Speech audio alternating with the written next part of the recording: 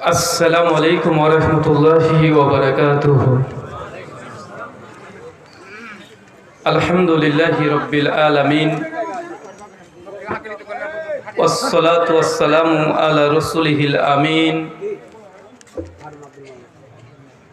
ওয়া আলা আলিহি ওয়া সাহবিহি আজমাইন, আম্মা বা'দ। আউযু বিল্লাহিস সামিউল আলিম মিনাশ শাইতানির রাজীম মিন হামজিহি ওয়া নাফখিহি ওয়া নাফসিহি। বিসমিল্লাহির রহমানির রহিম। মা আতাকুমুর রাসূলু ফাখুযুহু ওয়া মা নাহাকুম আনহু ফান্তাহু। وقال الله سبحانه وتعالى يا أيها الذين آمنوا أطيعوا الله وأطيعوا الرسول ولا تبطلوا أعمالكم. عن عائشة رضي الله عنها قالت قال رسول الله صلى الله عليه وسلم من عمل عملا ليس عليه أمرنا فهو رد. রাহু মুসলিম। সমস্ত প্রশংসা সেই মহান সত্তা আল্লাহ সুবহানাহু ওয়া তাআলার জন্য, যিনি আমাদের সৃষ্টি করেছেন। শুধু সৃষ্টি করেননি, এই পৃথিবীতে সহস্র কোটি মাখলুকাত সৃষ্টি করার পরেও যিনি আমাদের এই মানব জাতিকে সর্বশ্রেষ্ঠ জাতি, সর্বশ্রেষ্ঠ মাখলুকাত এবং সর্বশ্রেষ্ঠ নবী মুহাম্মদ আরবি সাল্লাল্লাহু আলাইহি ওয়াসাল্লামের উম্মত হিসেবে প্রেরণ করেছেন, সেই মহান সত্তা আল্লাহ সুবহানাহু ওয়া তাআলার সংক্ষিপ্ত শুকরে সুজুদ আদায় করি তার নিজেরই শেখানো ভাষা দিয়ে। সকলে এক বাক্যে পড়ি আলহামদুলিল্লাহ। বালুয়াঘাট মধ্যপাড়া মসজিদের উন্নতি কল্পে এবং উদ্যোগে আজ ইসলামী আলোচনা সভা তারিখ 21 এপ্রিল 2024 রবিবার। আজকের এই আলোচনা সভাটিকে সফল করার জন্য যারা সার্বিক দিক থেকে সাহায্য এবং সহযোগিতা করেছেন তাদের প্রত্যেকের নাম ধরে শুকরিয়া আদায় করা সম্ভব নয়। তারপরেও যারা অর্থ, শ্রম, মেধা, দোয়া, পরামর্শ এবং দূর দূরান্ত থেকে যেসব দিনী ভাই এবং বোনেরা আলোচনা শ্রবণের উদ্দেশ্যে একত্রিত হয়েছেন, তাদের প্রত্যেকের নেক নিয়াত এবং নেক আমলগুলো আল্লাহ তুমি কবুল করে নাও। সকলে পড়ি আমিন। মহান সত্তা আল্লাহ সুবহানাহু ওয়া তাআলার কাছে দোয়া, এই প্রার্থনা, আল্লাহ সুবহানাহু ওয়া তাআলা, আমরা মানুষ, আমরা কম বেশি ছোট বড় ভুল ত্রুটি বিচ্যুতি গুনাহ পাপ অন্যায় করেই থাকি। আজকের এই আলোচনা সভার ওসিলায় আমাদের পেছনের ছোট ছোট গুনাহগুলোকে তুমি ক্ষমা করে দাও। সকলে পড়ি আমিন। সম্মানিত সুধী, বাদ মাগরিব থেকেই বিভিন্ন আলোচক তারা পবিত্র কোরআনুল কারীম এবং হাদিসে মুবারাকা থেকে অনেক গুরুত্বপূর্ণ কথা আপনাদের সামনে পেশ করেছেন। আজকের এই আলোচনা সভার অন্তিম লগ্নে আপনাদের সামনে উপস্থিত হয়েছি কিছু কথা কোরআনুল কারীম এবং হাদিসে মুবারাকা থেকে বর্তমান প্রেক্ষাপটকে সামনে রেখে কিছু কথা শেয়ার করার জন্য। আলোচনার শুরুতেই আপনাদের সঙ্গে ছোট্ট একটি কথা। অনেকেই আমাদেরকে সোশ্যাল মিডিয়ায় আলোচনা শ্রবণ করার পরে বা মোবাইলের মাধ্যমে বা ইউটিউবের মাধ্যমে সোশ্যাল মিডিয়া যতগুলো প্ল্যাটফর্ম আছে সবগুলো থেকে দেখে অনেকে আমাদেরকে পছন্দ করেন, ভালোবাসেন, দাওয়াত দেন, নিয়ে আসার আগ্রহ প্রকাশ করেন। তবে মনে রাখবেন, আমি আলোচনা যখন কোনো কমিটিকে দিই, সেই কমিটির সঙ্গে ডেট ঠিক হওয়ার আগে টাইম ঠিক হয় আমার। কথা বুঝতে পারছেন কেমনটা? মানে কোন তারিখে আপনারা ডেট নেবেন, এটার আগে টাইম কখন দেবেন আমি এই কথা জিজ্ঞাসা করে নিই। এবং আমার সর্ব সিদ্ধান্ত হচ্ছে এটা, রাত্রে 11:30-এর পরে আমি কোনো প্রোগ্রাম করব না। এবং ডেট নেওয়ার পূর্বে আমি কঠিন এবং কঠোরভাবে বলে দিই যে ভাই রাত্রি 11:30-এর মধ্যে আমাকে যে নামাতে পারেন ডেট নেন, নচেত নিয়েন না। প্রোগ্রামের দিনে গিয়ে ভাই 2 minute, 5 minute, 10 minute, 15 minute, 20 minute এই এক্সকিউজগুলো আমাকে করতে পারবেন না, এটা কঠোর। এছাড়া দ্বিতীয় কোনো কত টাকা দিবেন, গাড়ি ভাড়া দেবেন কি দেবেন না, আগে 5,000 টাকা পাঠিয়ে দেন, এমন কোনো গোটা পশ্চিমবাংলায় যতজন আলোচনা আমার নিয়েছেন ইনশাআল্লাহ দেখাতে পারবেন না। আমার শর্ত একটাই, টাইম কখন দেবেন, এবং এখানে কঠোর। 11:30-এর জন্য 31 মিনিট না হয়, এটা কঠোরভাবে, কঠিনভাবে, চূড়ান্তভাবে বলে দিই ডেট নেওয়ার আগেই। যাকে আপনারা কমিটি নিয়ে বসেন যে ব্রাদার বলেছেন যে 11:30-এর পরে আলোচনা করবে না, তারপরে যদি সিদ্ধান্ত কমিটি দেয় যে না নেওয়া যাবে, আমার পরে আরও 2-4 জন বক্তা দিয়ে দেন, রাত্রি 2, 3, 4 ফজর 3 দিন ধরে ওয়াজ মাহফিল করেন, আমার আপত্তি নেই, তবে আমি 11:30-এ শেষ। এতটুকু বুঝতে পারলেন কি? কিন্তু মালদাতে এসে বারবার আপনারা এটা উল্লঙ্ঘন করেন, মানে আমার এই কথাগুলোকে আপনারা গুরুত্ব দিচ্ছেন না। এই কথাগুলোকে গুরুত্ব, মানে হুজুর বলেছে মানে হুজুরকে বললেই মনে হয় আরও আধ ঘন্টা বলে দিবে না। 11:30 তো 30ই, আর যদি কথা রাখতেন নিজের তরফ থেকে কথা বলতে বলতে ভালোবাসা কারণে 5-10 মিনিট চলে যায়, এটা স্বাভাবিক। কিন্তু মালদাতে অন্ততপক্ষে এটা আমি এখন পর্যন্ত কোনো জায়গাতে পাইনি, কেন জানি না। এখানে এত আলেম ওলামা, এত মাদ্রাসা, এত কঠোরভাবে বলে দিই, তারপরে এগুলো হয় না। পরবর্তী সময়তে চিন্তা করতে হবে আপনাদেরকে প্রোগ্রাম দেওয়ার জন্য, কেন আমাদের উদ্দেশ্য এটা নয় যে প্রোগ্রাম থেকে টাকা রোজগার ইনকাম করব। তাহলে আগে 10,000 বিষয় মানে ফোনপের মাধ্যমে নিয়ে নিতে পারতাম কি পারতাম না? কমিটিকে জিজ্ঞাসা করে নেবেন। 1.5 মাস হয়ে গেল প্রোগ্রাম নেওয়া, আজকে টাকা শব্দ, শব্দ উল্লেখ করেছে কি করিনি। তাই আজকে যারা আপনারা অনেকে এসেছিলেন যে ভাই ডেট লাগবে, ডেট নেওয়ার আগে যে রাখবেন রাত্রি 11:30, সামনে বছর জন্য 11টায় শেষ। 2024-এ যারা ডেট নেবেন 11টায় শেষ, যদি সম্ভব হয় নেবেন, নচেত নেবেন না। কথা বুঝতে পারছেন ভাইজান?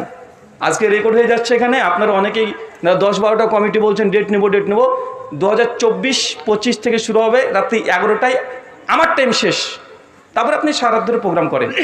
সমাদর্শী সংক্ষিপ্ত সময় আজকে যে বিষয়ে গুরুত্বপূর্ণ আলোচনা করব, আলোচ্য বিষয় যে আমলে জান্নাতে ঘর পাওয়া যায়। কি বললাম? আরো জোরে বলেন। যে আমলে জান্নাতে ঘর পাওয়া যায়, তার মানে বোঝা যাচ্ছে যে জান্নাতে ঘর পাওয়া সম্ভব। আমরা অনেক মুসলিম যারা বিশ্বাস করি আল্লাহকে, পরকালের, নবী রাসূলের, ফেরেশতা মণ্ডলীতে, এবং ডে অফ জাজমেন্ট, কিয়ামতের পরবর্তী সময় যে উত্থান আমাদের হবে, পরলৌকিক জীবন, পরমার্থিক জীবন, এগুলো তো আমরা বিশ্বাস করি। ভাই করি কি করি না? করি। আর আমরা এটাও জানি যে এই যে সৃষ্টি জগৎ, যে ক্রিয়েশন আমরা দেখতে পাচ্ছি, এই সৃষ্টি জগৎ এটা অনাদিকাল ধরে আছে বা থাকবে এমনটা নয়। আল্লাহ সুবহানাহু ওয়া তাআলা সৃষ্টি জগৎকে তিনি সৃষ্টি করেছেন, একটা পর্যায়ে সৃষ্টি জগৎ ছিল না, আল্লাহ সুবহানাহু ওয়া তাআলার ইচ্ছায় সৃষ্টি জগৎ এসেছে। আবার আল্লাহ সুবহানাহু ওয়া তাআলা গোটা সৃষ্টি জগৎকে তিনি ধ্বংস করে দিবেন। কুল্লু মান আলাইহা ফান ওয়া ইয়াবকা ওয়াজহু রাব্বিকা যুল জালালি ওয়াল ইকরাম। এই সমগ্র সৃষ্টি জগৎ যা দেখছেন, যতগুলো গ্যালাক্সি দেখছেন, শুধু পৃথিবী নয়, যত রকমের গ্যালাক্সি আছে, আমাদের মিল্কি ওয়ে গ্রহ, সবগুলোকে আল্লাহ ধ্বংস করে দিবেন। ধ্বংস করার পরে আল্লাহ সুবহানাহু ওয়া তাআলা ডে অফ জাজমেন্ট, কিয়ামত, পরমার্থিক জীবন, পরলৌকিক জীবন, হিসাবের দিন আল্লাহ সুবহানাহু ওয়া তাআলা আপনার আমার প্রত্যেকের সামনে এটা অনিবার্য তিনি দিয়ে দেবেন, এবং আমরা তার সামনে দাঁড়াতে নিশ্চিত হবে, বিন্দু পরিমাণে সন্দেহ করা যাবে না। আচ্ছা, গোটা সৃষ্টি জগতের মধ্যে আল্লাহ সুবহানাহু ওয়া তাআলা তিনি কি আমাদেরকে অনর্থক এই দুনিয়াতে প্রেরণ করেছেন না? উদ্দেশ্য আছে, নিশ্চিত উদ্দেশ্য আছে। উদ্দেশ্য কি? শুধুমাত্র নিজের ভালো মন্দ খাবো, ভালো পড়বো, ইনকাম সোর্স ভালো করব, ছেলে মেয়েকে ভালো জায়গায় বিবাহ দিয়ে দিব, ভালো ভালো দোকান করব, চাকরি করব, সার্ভিস করব, এটাই কি আমাদের জীবনের উদ্দেশ্য? না অন্য কোনো উদ্দেশ্য আছে? অন্য উদ্দেশ্য আছে।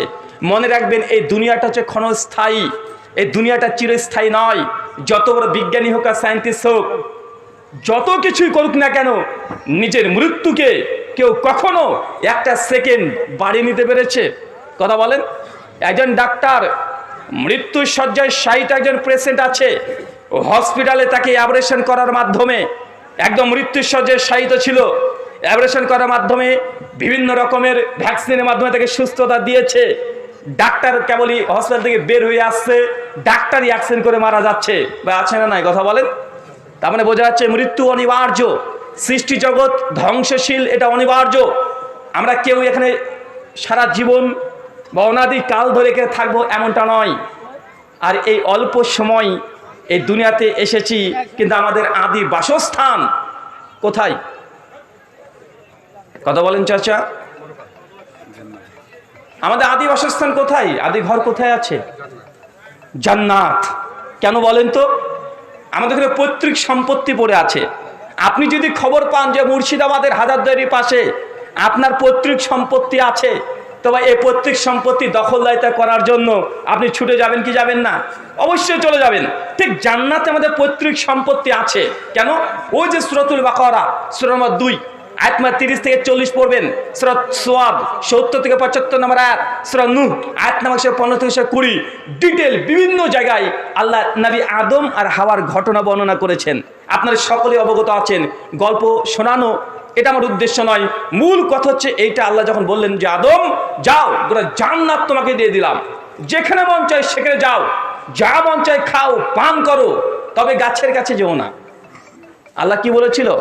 গোটা জান্নাত তোমাদের, স্বামী স্ত্রী যাও, যা মন চায় খাও পান করো, ঘোরাঘুরি করো, এনজয় করো, কোনো বাধা নেই। শুধু গাছের নিচে যাবে না, একটাই শুধুমাত্র আল্লাহ সাল্লাল্লাহু নিষেধ করে দিয়েছেন, গোটা জান্নাত তাদেরকে আল্লাহ দিয়ে দিয়েছেন, যেখানে মন চায় সেখানে যাও।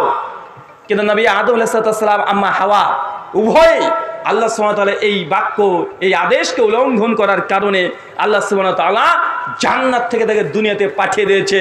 তো জান্নাতে আল্লাহ সাল্লাল্লাহু কাকে দিয়েছিলেন? জান্নাত কাকে দিয়েছিলেন? আমাদের পিতা নবী আদম আর আম্মা হাওয়াকে দিয়ে দিয়েছেন। নারীর টান ভাই আছে না নাই? আছে। যারা প্রবাস জীবনে শ্রম ব্যয় করেন, যারা দিল্লি অথবা কেরালা, সৌদি, কুয়েত, কাতার, বাহরাইন নিজের এই বসতভূমি ছেড়ে দিয়ে যারা প্রবাস জীবনে আছেন, দেখবেন প্রবাস জীবনে থাকার পরে যখন আসছে বাড়ির, যখনই আপনি জানছেন যে না বাড়িতে হওয়ার বা যাওয়ার সময় হয়ে গেছে, 5 মাস 7 মাস ধরে কেরলে আছেন, দিল্লি মুম্বাইয়ে আছেন, যখন ট্রেনের টিকিটটা চলে আসে যে আগামী 27 তারিখেই আপনাকে বাড়িতে ফিরতে হবে, এই যে আজকে 21 তারিখ আর আসবেন 27 তারিখ, 6টা দিন মাঝখানে আছে। ভাই বলেন তো, বাড়িতে আসার জন্য মন ছটফট করে না? করে কি করে না? এই 6টা দিন খুব কঠিন মনে হয়ে যায় না? 6 মাস বেশি কঠিন মনে হয় না?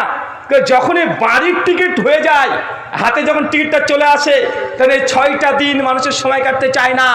আপনি খুব ভালোভাবে জানেন, আপনি মালদাতে যেখানে বসবাস করেন, এই বাড়ি এখানে খুব 10 তলা বিল্ডিং আপনার না, ঝড় হলে ভয় থরথর করে কাঁপেন, কখন বাড়ির ছাদটা উড়ে চলে যায়, কখন টিনগুলো উড়ে চলে যায়, কখন গরুর ঘরটা উড়ে চলে যায়, ভয়ে ভীত সন্ত্রস্ত থাকেন। কিন্তু আপনি প্রবাস জীবনে যেখানে আছেন, 5 তলা বিল্ডিংয়ের উপর আছেন, 20 থেকে 40 হাজার টাকা আপনি প্রত্যেক মাসে ইনকাম করছেন, সব দিক থেকে প্রবাস জীবনে ভালো আছেন। তারপরেও নিজের বাড়ির ভাঙা কুটিরে শোয়ার জন্য বিছানা প্রতি মহব্বত একটা আছে না নাই? আছে না ভাইজান? কেন? কারণ এটা হচ্ছে আপনার আসল ঠিকানা।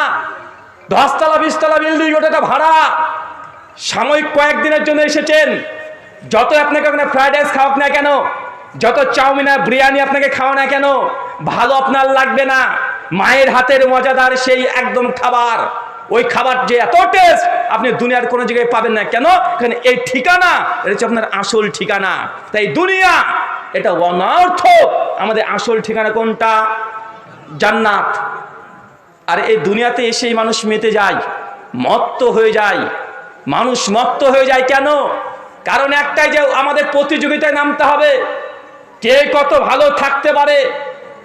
প্রত্যেকে মানুষের একটা স্বপ্ন, ভালো শুধু খাবো না, ভালো পড়বো না, ভালো একটা বাড়ি নির্মাণ করতে হবে।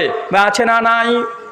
সাইকোলজিস্ট যারা আছে, যারা মনোবিজ্ঞানী, তাদেরকে প্রশ্ন করবেন, তারা বলছে যে প্রত্যেক শিশুর ব্রেনের মধ্যে একটা প্রশ্ন এবং একটা আকাঙ্ক্ষা ছোট থেকেই, শিশু থেকেই তাদের স্মৃতির মধ্যে একটা স্বপ্ন বেঁচে উঠতে থাকে। কি? আপনি দেখবেন, নিজে পরীক্ষা করে দেখবেন, আপনার ছোট্ট বাচ্চা ছেলে 5-7 বছর, এই মেয়েটিকে কালকে নিয়ে চলে যাবেন বাজারে, যে মা চলো তোমাকে ঘুরতে নিয়ে যাই। দেখবেন এই মেয়েটা যখন নিয়ে যাবেন, বড় বড় শহর দেখাবেন, আপনার এই মেয়েকে কেউ শেখাবে না, ও নিজে বলে দিবে যে আব্বু ওরকম একটা বাড়ি করে দিবে আমাদের, কবে আমাদের বাড়ি হবে? ভাই আছে না নাই কথা বলেন?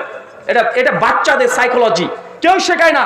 মানুষের ব্রেনের মধ্যে এটা ঢুকে আছে যে না সুন্দর বাড়ি দেখলেই ওই বাড়িটা আমার হবে, বা বাড়ির একটা আকাঙ্ক্ষা করে। এই জন্য দুনিয়াতেই আপনি এই বাড়ির আকাঙ্ক্ষা করার জন্য মানুষ প্রতিদিন দিন রাত পরিশ্রম করে, কি করে না?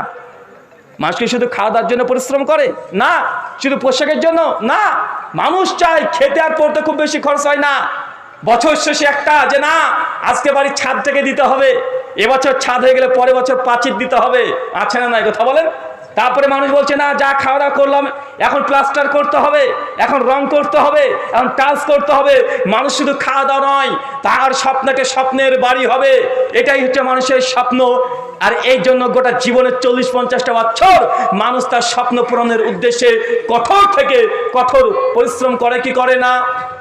করি কি করি না? সবাই করছে। আর শুধু আমি না, সবাই। আপনি যেমন কঠোর পরিশ্রম করছেন, আমিও করছি সুন্দর একটা বাড়ির জন্য। এই জন্য আল্লাহ সুবহানাহু ওয়া তাআলা তিনি জানিয়ে দিয়েছেন কিছু কিছু মানুষ আছে এমন কিছু ইবাদত আমল করবে যে ইবাদত আমল করার দরুন আল্লাহ সুবহানাহু ওয়া তাআলা জান্নাতে তাদের জন্য ঘর নির্মাণ করবে, তাকে ঘর দিয়ে দিবে। আর এই ঘর নেওয়ার জন্য দুনিয়াতে যেমন কষ্ট করতে হয়, একটা বাড়ি নির্মাণ করার জন্য 40-50 বছর পরিশ্রম করে একতলা বিল্ডিং আপনি নির্মাণ করতে পারেন না, তো জান্নাতে ঘর নেওয়ার জন্য পরিশ্রম করতে হবে কি হবে না? চাচা পরিশ্রম করতে হবে না? সুনানে আবু দাউদ কিতাবুল ফিতান হাদিস নাম্বার 4744, আবু হুরায়রা রাদিয়াল্লাহু তাআলা আনহু তিনি বলছেন, হঠাৎ আমরা একদিন মজলিসে বসেছিলাম, আল্লাহ নবী আলাইহিস সালাম আমাদেরকে বললেন যে জিবরিল আর আল্লাহ সুবহানাহু ওয়া তাআলার সঙ্গে একটা কথোপকথন, এটা আমাদের নবী জানাচ্ছেন। আসসালামু আলাইকুম। নিয়মিত ইসলামিক ভিডিও পেতে সাবস্ক্রাইব করুন আমাদের ইসলামকে জানার চ্যানেলটি, আর ভিডিওগুলো ফেসবুক বা যে কোনো জায়গায় শেয়ার করে ছড়িয়ে দিন ইসলামের সশত বাণী।